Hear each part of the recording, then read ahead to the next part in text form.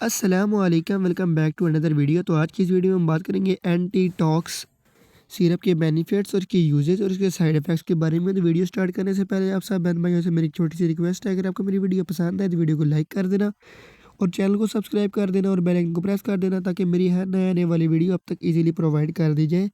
Video start करने से पहले आपको ये बताते चलूँ कि आप वीडियो को मुकम्मल वॉच कर लें, और जब भी आपने ये मेडिसिन लेनी है, कोई भी मेडिसिन लेनी है, तो एक बार डॉक्टर से लाज़मी रिव्यू करना है, क्योंकि हमारा वीडियो बनाने का मकसद सिर्फ आपको वीडियो के अंदर मेडिसिन की डिटेल प्रोवाइड करना होता है। अदरवाइज़ आप अपने डॉक्टर की हिदायत के मुताबिक इस मेडिसिन को इस्तेमाल करें। जहाँ तक इसके बेनिफिट्स की बात की जाए तो ये इस्तेमाल करवाया जाता है बच्चों को लूज़ मोशन को ठीक करने के लिए। अक्सर छोटे बच्चों का पेट जो बहुत ज़्यादा ख़राब रहता है, वो उल्टियाँ करते हैं, उनका पेट ख़राब हो जाता है, उनको मतलब लूज़ मोशन लग जाते हैं, तो आप इसको इस्तेमाल करें, इंशाल्लाह फ़ौरी तौर पे वो ठीक हो जाएँगे।